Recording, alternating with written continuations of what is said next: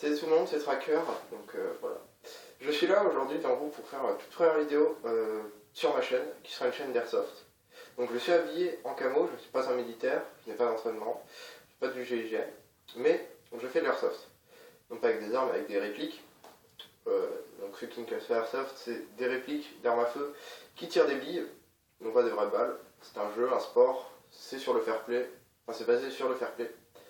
Et voilà, donc pour mes vidéos, ça sera des vidéos d'unboxing, des vidéos de jeux, de parties, et des vidéos de review, de répliques, de ce que j'ai acheté, d'accessoires, etc.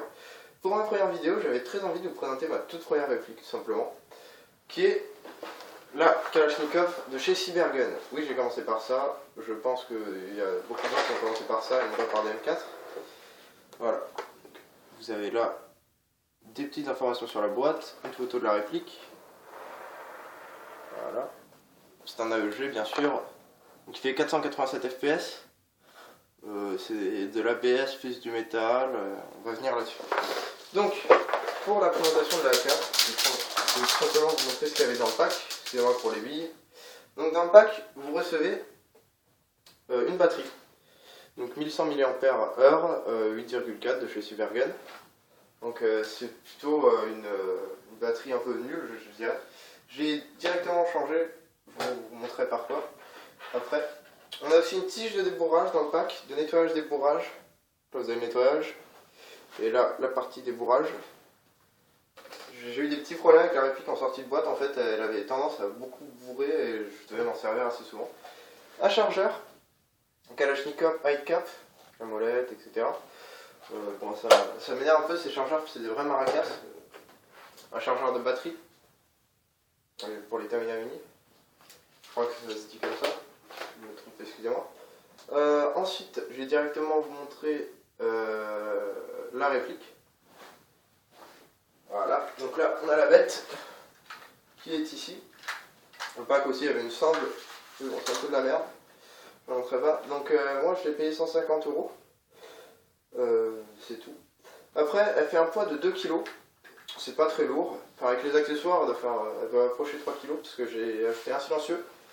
Une imitation d'un ACOG que vous avez ici, je vais vous montrer. Imitation d'un ACOG. Hop, silencieux.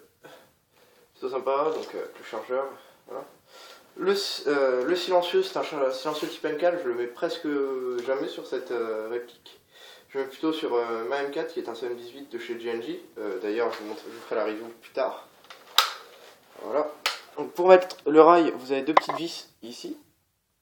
Moi j'ai mis du scotch au cas où si les vis partent. Vous voyez, c'est une petite sécurité en plus. Le rail m'a coûté environ 22 € en magasin.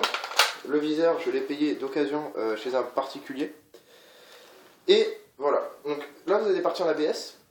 Donc la crosse, la poignée et le garde-main en ABS et tout le reste en métal. Vous avez des chargeurs, donc les chargeurs avec qui sont des chargeurs 350 billes. J'ai acheté que ça moi, même si j'aime pas beaucoup ces chargeurs là. Après elle fait du 400 fps, elle a affiché à 400 fps, elle a 0,20 g, moi j'utilise 0,25, je fais du 375 fps. Je trouve ça raisonnable, même si je trouve que c'est quand même un peu fort. J'utilise souvent de la 0,25 g avec cette réplique.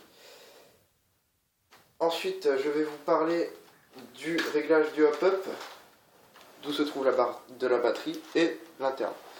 Donc là, vous avez le réglage du hop-up qui se fait avec la petite languette juste là, que vous pouvez bouger. Donc là, pour que la bille descende, vous le dirigez vers là, et pour qu'elle monte, vous le dirigez vers là. Pour le sélecteur de tir, il est juste ici. Donc là, vous avez la sécurité, le full et le semi. Petite anecdote, c'est écrit en russe. Moi, je ne comprends rien au russe. Vous avez un peu de jeu sur beaucoup de pièces, style ici et ici. On entend que la réplique a fait son temps. Hein. Ça fait à peu près 2 ans que je l'ai et elle est encore là, elle tient encore très bien. Après, je vais vous parler d'où se loge la batterie. Donc, comme beaucoup de répliques, elle se loge dans la crosse. Là. Donc l'ancienne batterie, les batteries ne sont pas chargées, je ferai un test de tir séparé de la vidéo, donc une autre vidéo pour le test de tir. Voilà, vous avez vu comment ça se logeait.